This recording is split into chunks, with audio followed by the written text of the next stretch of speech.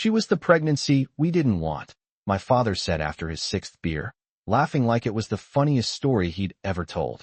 The backyard was strung with red, white, and blue lights for the 4th of July, the grill smoking beside the oak tree that had shaded our family gatherings for over 40 years. Paper plates balanced on laps. Ice clinked in plastic cups. My daughter-in-law Heather stood near the patio table, smiling politely at the neighbors. And just like that, I became a punchline. I didn't drop my lemonade. I didn't gasp. I didn't correct him. I simply looked at the lawn I'd helped seed as a teenager and listened to the silence that followed. It wasn't loud. It was worse than loud. It was careful. A few nervous chuckles. Someone coughed. My brother Daniel stared at the grill like it had suddenly become fascinating. My father, Robert Collins, 72 years old and proud of holding his liquor, took another swig and added, "We were young. Things happen." As if I were a flat tire on a long road trip. As if I were an inconvenience you laugh about decades later. I felt the familiar tightening in my chest, the one I'd known since childhood. The one that arrived whenever he compared report cards, whenever he praised Daniel's baseball trophies, but called my scholarships nice. I had learned early that reacting only made things worse. So I smiled. I reached for the bowl of potato salad. I asked Mrs. Turner about her new Labrador. I let the moment float above me like the smoke from the grill. But something had shifted. At 68 years old, you think you're past being wounded by a parent's words. You think time has hardened you in the right places. Yet that sentence lodged itself somewhere deep, pressing against every quiet doubt I had carried since I was a girl. Was I the reason my mother looked tired in old photographs? Was I the cause of the tightness in their marriage? The sun dipped lower over our suburban Texas yard, casting long shadows across the grass. Firecrackers popped in the distance. My father moved on to another story, already forgetting what he'd said. That was his gift. He could wound and walk away in the same breath. When the fireworks started, everyone tilted their heads toward the sky. Bright bursts of color. Cheers. Applause. I watched the sparks fade into darkness and wondered how many stories in my life had been built on half-truths. By 9 o'clock, people were packing up folding chairs and scraping leftover brisket into foil trays. Heather hugged me lightly and said, "Drive safe, Margaret." Daniel clapped Dad on the back. No one mentioned the joke. That's what they would call it later. A joke.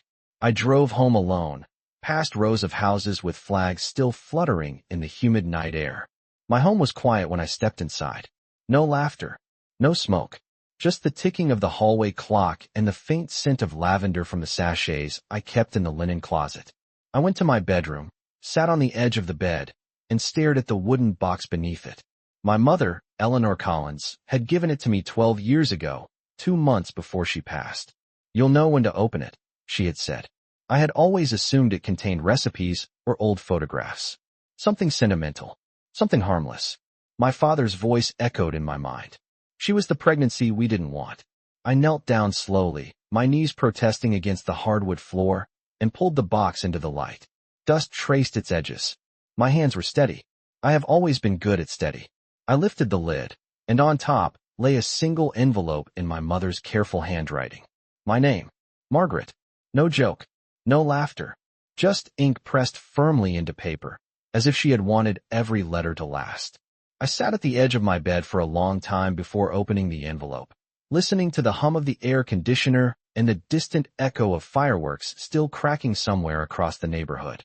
The house felt different that night, as if the walls themselves were waiting.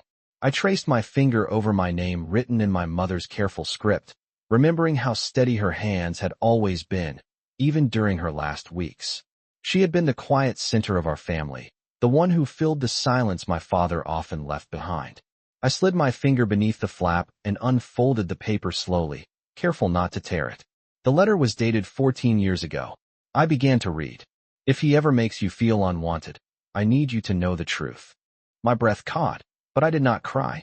I have never been someone who cries easily. Instead, I read each word as if it were evidence in a courtroom. She wrote about the summer she found out she was pregnant with me. She wrote about sitting alone at the kitchen table in our old 2-bedroom house in Arlington, staring at the positive test while the cicadas buzzed outside. She wrote that my father had just accepted a job offer in another state and had been planning to move without her. He had already begun packing boxes. According to her letter, I was not an accident in the careless sense he described. I was unexpected, yes, but I was also the reason she chose to fight for her marriage. She wrote that when she told him about the pregnancy, he went quiet for days. Not angry, not cruel, just distant. He worried about money. He worried about responsibility. He worried about what people would think. She wrote that she had told him she was keeping the baby no matter what. That baby was me. I paused and stared at the wall, at the framed photograph of my parents on their 40th anniversary. They looked composed, respectable, like a couple who had weathered storms together. I continued reading. My mother explained that my father eventually stayed, not because he felt trapped, but because he realized leaving would define him in a way he could not live with. She said he struggled with pride, that he had always wanted control over the story of his life. And sometimes, when he felt that control slipping, he rewrote history to protect himself. I read that line twice. Rewrote history. The letter went on to say that my father loved me in his own restrained way, but that he also carried resentment toward the version of himself he became when I was born. A man who stayed. A man who chose obligation over freedom. She wrote, "You were never a mistake. You were my choice." My hands trembled slightly then, not from anger, but from recognition. All those years of subtle distance. The praise that came rarely and always carefully measured. The way he introduced Daniel as his pride and me as his daughter. It was not about me at all. It was about the story he told himself. I folded the letter carefully and placed it back on my lap. Outside, another firework burst and faded. The neighborhood cheered. I felt something settle inside me, not forgiveness and not fury, but clarity. The narrative I had carried for 68 years no longer fit. I was not an apology. I was not a punchline. I was a decision my mother made with full awareness of what it would cost her. And for the first time, the silence in my house did not feel heavy. It felt honest. The next morning, I did not call my father. I did not call Daniel. I made coffee the way I always did. 2 level tablespoons of grounds, 8 ounces of water, the familiar rhythm of it steadying my hands. Sunlight filtered through the kitchen blinds and laid pale stripes across the counter. The letter rested beside my mug, folded neatly, no longer trembling in my grasp. I read it again, slower this time, paying attention not only to what my mother wrote, but to what she chose not to say. She did not paint my father as a villain. She did not ask me to confront him. She simply gave me the truth and trusted me to carry it with dignity. That trust felt heavier than any insult he had ever thrown carelessly across a picnic table. I thought about the backyard the night before, about the way neighbors shifted in their lawn chairs, about the thin laugh Heather offered before looking down at her phone. I thought about Daniel, silent and compliant, as always when our father performed for an audience. For decades, I had assumed that silence meant agreement. Now I wondered if it meant fear. My father had always valued strength, but only the kind that mirrored his own. Anything else made him uneasy. I remembered being 10 years old, standing in the driveway with a report card full of excellent grades.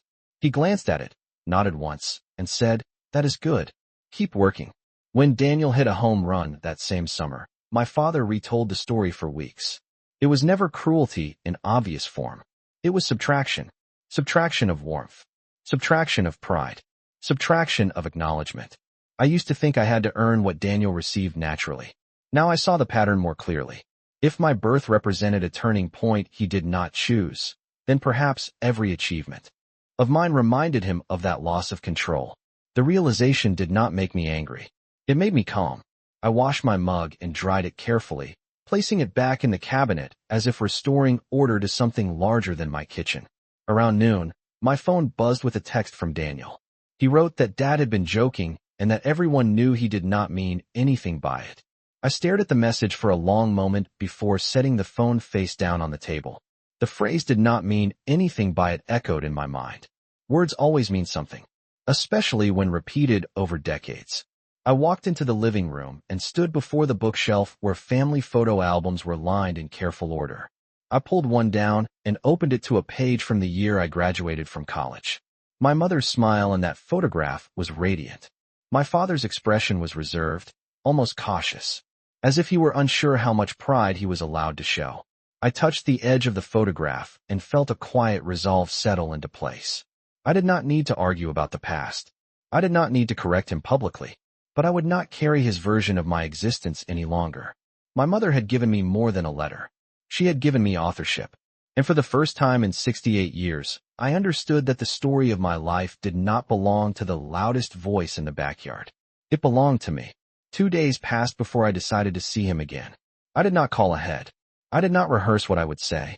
On Sunday afternoon, I drove the familiar 12 miles to my father's house, the same brick ranch he had moved into after my mother passed. The lawn was trimmed with precision, the American flag by the porch hanging still in the humid Texas air. He was sitting in his usual chair when I walked in, television murmuring low in the background. He looked surprised, but not uneasy. That was always his way. He assumed control of a room simply by believing he had it. "Margaret," he said, lowering the volume. "You did not have to come all the way out here." I placed my purse on the side table and sat across from him. The letter was folded neatly inside, resting like a quiet witness. For a moment, we spoke about ordinary things. The weather, gas prices, Daniel's latest home improvement project. I let the conversation drift the way he preferred, safe and unchallenging. Then I said, evenly, "I read something Mom left me." His jaw tightened slightly. It was small, almost invisible, but I noticed. "She left you plenty of recipes," he replied, attempting a smile. This was not a recipe. Silence settled between us, heavier than before, but not hostile. I took the letter from my purse and unfolded it carefully. I did not read it aloud. I simply held it in my hands. "You told everyone I was not planned," I said, keeping my voice steady. "She wrote that she chose me." He shifted in his chair and looked toward the window. Outside, a neighbor's lawn mower hummed in the distance. Ordinary life continued without pause. "That was just talk," he said. "People exaggerate at barbecues." I studied his face. The lines deepened by age, the pride still firm beneath them. "It did not feel like exaggeration," I replied. "It felt practiced." He did not respond immediately. Instead, he folded his hands together, the way he used to when considering a business deal. For a moment, I saw not my father but a younger version of him, standing in a small kitchen decades ago, uncertain and restless. "Your mother worried too much," he said finally. "She liked to dramatize things."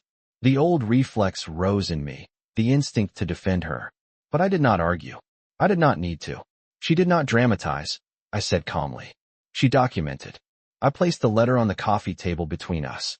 He did not reach for it. He did not deny its contents either. The television flickered silently in the corner, casting shifting light across the room. I realized then that this was the first time I had spoken to him without seeking approval. I was not asking him to rewrite his words. I was not asking for an apology. I was simply stating what I now knew.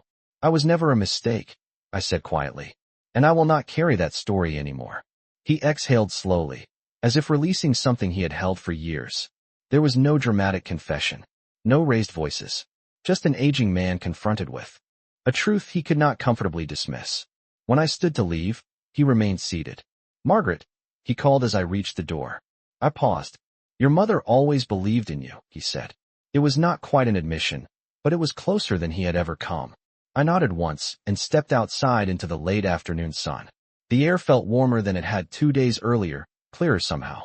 I did not know if he would ever tell the story differently, but I knew I would. The following week moved with an unusual quiet, as if the air itself had shifted inside our family. No one mentioned the conversation at my father's house, but something had changed. Daniel called on Wednesday evening, his voice cautious in a way I had rarely heard before. He asked how I was doing, and for once it did not sound like routine politeness. I told him I was fine. I did not recount the details of my visit. I did not repeat our father's words. Instead, I asked him a simple question. "When he said that at the barbecue, did it surprise you?" There was a long pause on the other end of the line. I could hear the faint sound of a television in his background, the clink of ice in a glass. "He says things," Daniel replied carefully. "You know how he is." I did know. But I also knew that familiarity does not erase impact. "Did it surprise you?" I asked again, gently this time. Another pause, longer. "No," he admitted quietly. That single word held more truth than anything else. Not surprise. Not confusion. Just recognition. I thanked him for his honesty, and we ended the call without tension. Afterward, I stood by the kitchen window and watched a summer storm gather in the distance, heavy gray clouds rolling slowly across the sky. It occurred to me that my father's version of events had been circulating for years, perhaps even decades. A casual remark repeated often enough becomes part of family folklore. And folklore, when unchallenged, turns into identity. I walked to the hallway closet and took out a small cedar chest where I kept personal papers. I placed my mother's letter inside, not to hide it, but to protect it. It no longer felt fragile. It felt foundational. On Saturday afternoon, Daniel invited me over for coffee. Heather greeted me politely, her expression unreadable. We sat around their dining table, sunlight reflecting off the polished wood. At first, conversation drifted toward ordinary subjects. Work schedules, rising grocery prices, plans for Labor Day. Then Daniel cleared his throat. Dad called, he said. I waited. He said you brought up Mom's letter. The room felt still, but not tense. I did, I answered. Heather glanced between us, sensing something deeper beneath the surface. He seemed unsettled. Daniel continued. I nodded slowly. Truth has a way of doing that. No one laughed. No one deflected. It was not dramatic. It was simply honest. Daniel leaned back in his chair and studied his hands. He used to tell me that having a family was not in his original plan, he said quietly. But he never sounded bitter about it. I considered that carefully. Plans change, I replied. Character does not. Heather shifted slightly, as if weighing whether to speak. I always thought he admired you, she said finally. I met her gaze. Admiration and ownership are not the same thing. The conversation did not explode into confrontation. It did not need to. What mattered was that the old narrative had been spoken aloud and examined in daylight. When I left their house, the storm had passed. The pavement was still damp, reflecting the late afternoon sun in soft streaks of gold. I realized then that I did not need my father to correct his story publicly. I did not need a declaration or apology. What I needed was clarity within myself and honesty within the people who shared my last name. And for the first time, that clarity felt solid, like ground that would not shift beneath my feet. The following Sunday, my father invited the family over again, this time for a simple afternoon lunch instead of a holiday gathering. There were no string lights, no fireworks, no beer bottles lined up along the railing. Just sandwiches, iced tea, and the familiar hum of late summer cicadas in the trees. I almost declined the invitation. Part of me wondered if stepping back into that backyard would reopen something fragile. But another part of me understood that avoidance would only preserve the old pattern. So I went. When I arrived, Daniel was already there, helping arrange lawn chairs in a loose circle. Heather set out paper napkins with quiet efficiency. My father stood by the grill, though nothing was cooking yet. He looked older than he had the week before, as if the conversation we had shared had taken something out of him. He greeted me with a nod instead of his usual half-smile. I returned it evenly. We sat down together under the shade of the oak tree. The air felt heavy, but not hostile. It was the weight of unspoken acknowledgement. After a few minutes of small talk, my father cleared his throat. He did not raise his voice. He did not attempt humor. I have been thinking, he said, staring at his hands. That alone caught everyone's attention. He rarely announced reflection. About what was said last week. Silence settled gently across the yard. I did not interrupt him. I should not have said it that way, he continued. It was careless. The word hung there. Careless. It was not a full apology, but it was a shift. Daniel shifted in his chair, watching him closely. Heather kept her eyes lowered, listening. My father exhaled slowly. Your mother wanted you, he said, finally looking at me. That is the truth. I held his gaze. There was no dramatic swell of music, no rush of emotion. Just a simple correction spoken in daylight. I nodded once. I know, I replied calmly. The conversation did not expand beyond that. No one dissected the past. No one revisited old grievances. Instead, we moved on to safer topics. But something essential had changed. The narrative had been adjusted, not perfectly, not poetically, but sufficiently. As the afternoon wore on, Daniel began telling a story about his daughter's school recital. Heather laughed lightly. The atmosphere felt lighter than before, not because the past had been erased, but because it had been acknowledged. I watched my father from across the yard. He did not perform for the room. He did not reach for a punchline. He seemed quieter, more deliberate in his words. When I stood to leave, he walked me to my car. The sun cast long shadows across the driveway. Margaret, he said, stopping beside the driver's door. I was not always good at saying things the right way. I considered that carefully. Most people are not, I answered. He nodded, as if accepting both the limitation and the truth within it. I drove home feeling neither triumphant nor wounded. I felt balanced.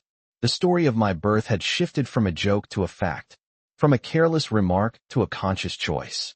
And while my father might never become the man who celebrated loudly, he had at least stepped away from the version of himself that diminished me for the sake of control.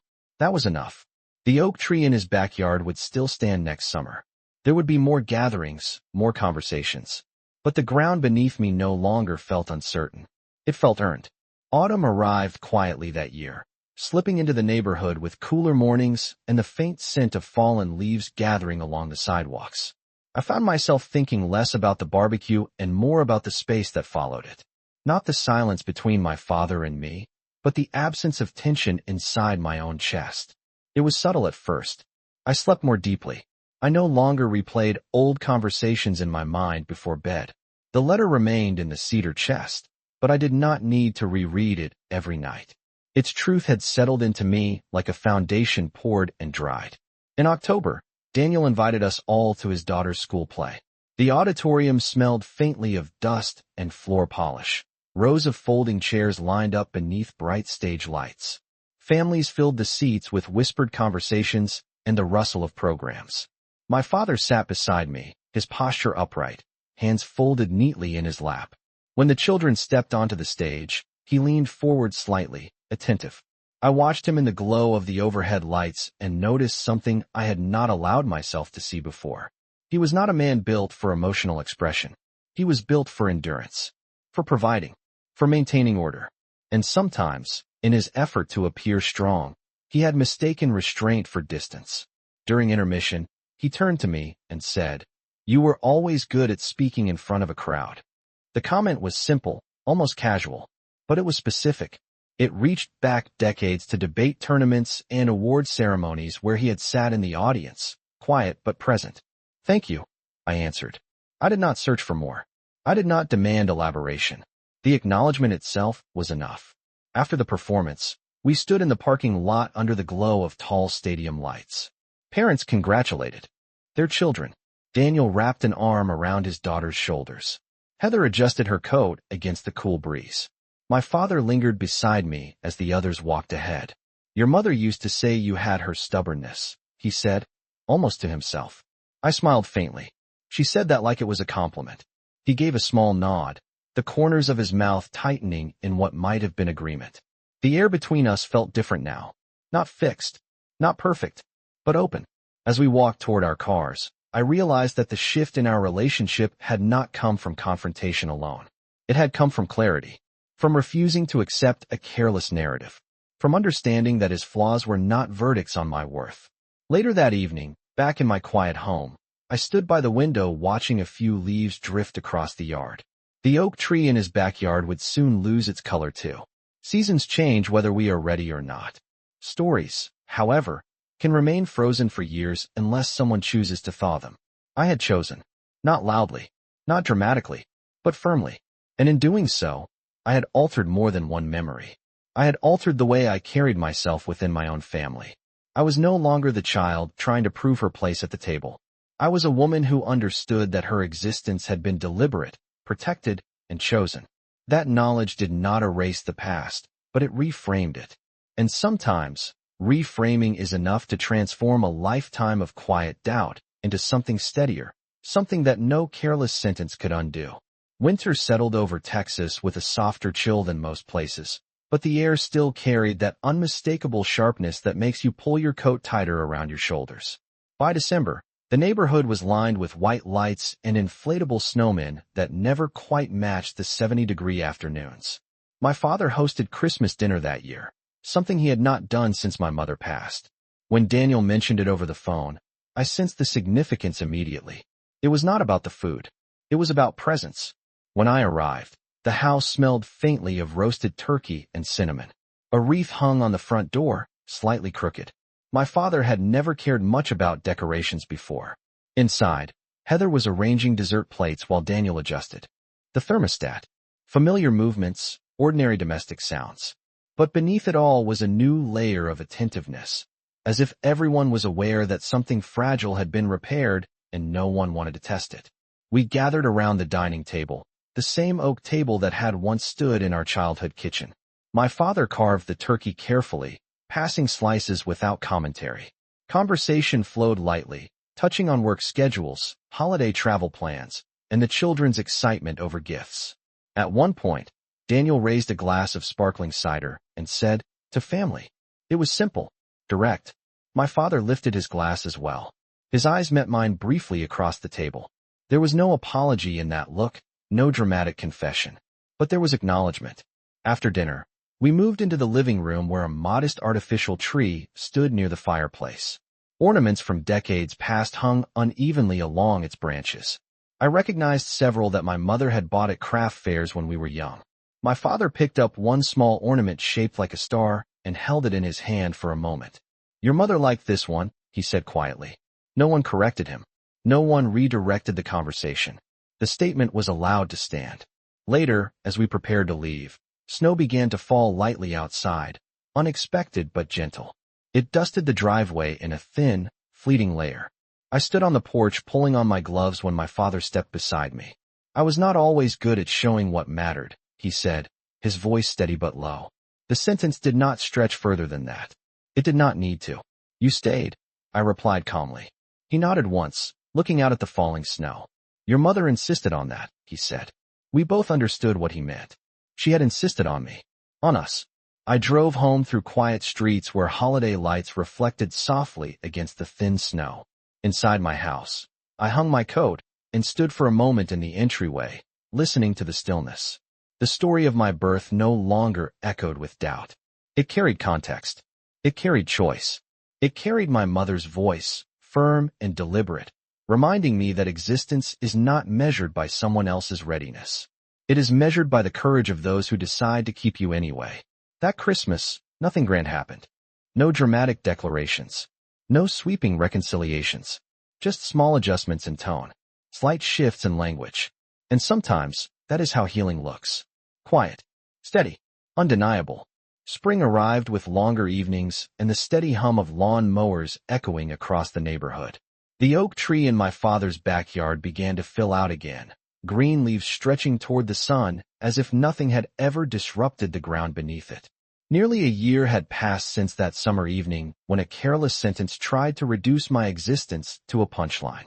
Time has a way of smoothing sharp edges, but it does not erase memory. It transforms it. On the anniversary of that barbecue, my father invited us over once more. There were no jokes about the past, no exaggerated stories for the neighbors. Just grilled chicken, iced tea sweating in tall glasses, and the steady rhythm of conversation that felt almost ordinary. Daniel brought a new folding table. Heather arranged bowls of fruit. The children ran across the yard with sparklers, their laughter bright and uncomplicated. I stood for a moment beneath the oak tree and let the breeze move through the branches above me. My father approached quietly and handed me a plate before I could reach for one. It was a small gesture, barely noticeable. But I noticed. We sat beside each other this time, not across the yard but side by side. When a neighbor asked how many children he had, my father answered without hesitation. 2, he said evenly. Margaret and Daniel. He did not elaborate. He did not qualify the statement with humor. He did not add commentary. Just 2 names, equal in weight. The simplicity of it felt deliberate. Later, as dusk settled and the first fireworks began to bloom against the darkening sky, Daniel nudged me lightly and pointed upward. "You always liked the blue ones best," he said. I smiled. I had forgotten that he remembered. The sky filled with color, bursts of red and gold dissolving into soft gray smoke. I felt no tightening in my chest this time. No replaying of old doubts. Only the steady awareness of who I was and where I stood. When the final firework faded and the children's sparklers burned down to thin wires of smoke, my father cleared his throat. He did not stand. He did not demand attention. He simply spoke into the quiet space between conversations. "Some stories," he said slowly, "are told wrong the first time." He looked at me, not defensively, not performatively, just directly. They deserve to be told better. It was not grand. It was not poetic. But it was enough. I nodded once. the way I had learned to do when words would only complicate something simple. The evening wound down gently. Chairs folded, leftovers wrapped in foil, cars backed slowly out of the driveway. As I walked toward my own car, I glanced back at the oak tree, its branches steady against the night sky. I realized then that my life had never been defined by whether I was planned or unexpected. It had been defined by choice. My mother's choice to keep me, my father's choice to stay, and my own choice to refuse a careless narrative. I drove home with the windows slightly open, warm air drifting in. The road ahead was clear, illuminated by the steady beam of my headlights. For the first time, the story of my beginning felt complete, not because it had been perfect, but because it had been claimed. And claimed stories have a way of standing firm, even when old jokes try to shake them loose.